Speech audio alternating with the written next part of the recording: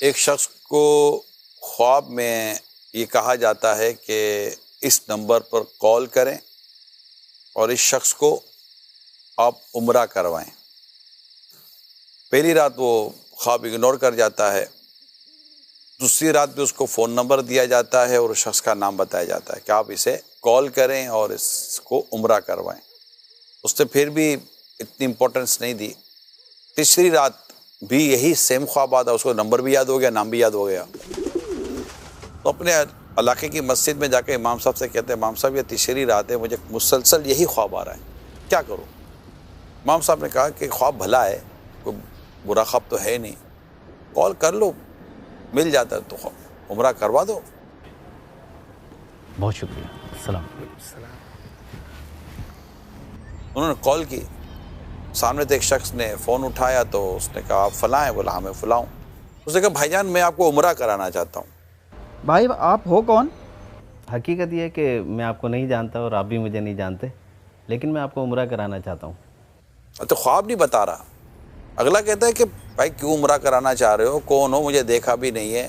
مجھے دیکھا نہیں ہے، دیکھو گے تو پھر بتانا۔ وہ بات کی بات ہے، بس آپ ہاں کہہ دو، خرچہ سب میں کروں گا، آپ نے بس عمرہ کرنا ہے۔ اچھا کروا دو بھائی، کہاں ملنا ہے؟ آپ کہاں پر رہتے ہو؟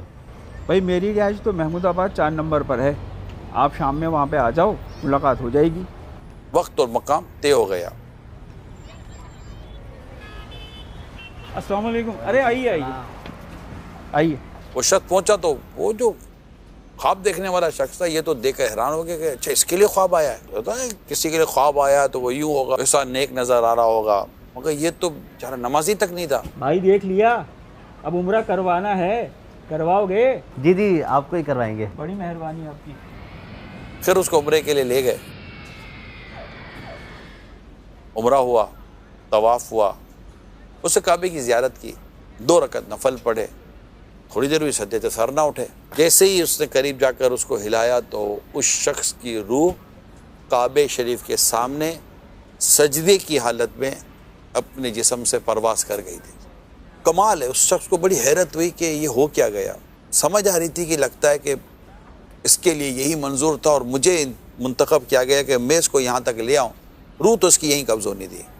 خیر جب اس کے گھر سے رابطہ کیا گیا کہ یہ کیسا آدمی تھا، یعنی کیا کوئی سی بھلائی، کوئی سی نیکی جس نے اس کو یہاں تک پہنچا دیا، تو گھر والوں کی طرف سے پتہ یہ چلا کہ جیسا آپ دیکھتے تھے یہ تھا تو ویسا ہی جو آپ کو نظر آتا تھا، لیکن اس میں ایک عادت بہت اچھی تھی۔ یہ جب رات آتا تو اپنے گھر کے لیے کھانا لے کر آتا تھا، تو جب آتے تھے 2 تھیلیاں بناتے تھے، ایک گھر کے لیے اور ایک ہمارے پڑوسی کے لیے۔ ہمارے پڑوس میں جو خاتون رہتی تھی وہ بیوہ تھی، اس کے یتیم بچے تھے۔ تھیلی اٹھا لیجئے۔ یہ کیا کرتا کہ پہلے ان کا گھر آتا تو پہلے ان کے گھر کے باہر تھیلی رکھ کر صرف دروازہ بجا دیتا کہ تھیلی اٹھا لیجئے، اور پھر ہمارے گھر میں داخل ہو جاتا۔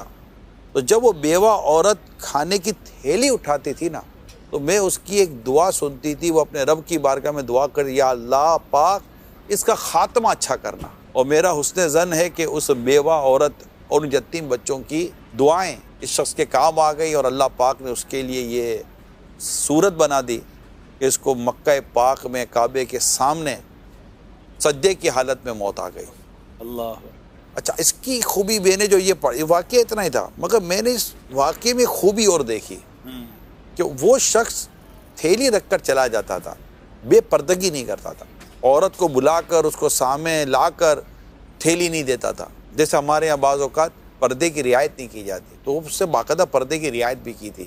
اور پھر ایک اور بات مجھے اس واقعے میں جو میں نے جو اپنے ایک سبق لینا ہوتا ہے یہ لیا کہ اس سے کسی کو بتایا بھی نہیں تھا۔ ایک تو چپ کر نیکی، اور نیکی کے ساتھ ساتھ اتنے شرعی تقاضوں کو پورا کر کے نیکی کرنا، مگر اللہ پاک نیکوکاروں کا اجر ضائع نہیں فرماتا۔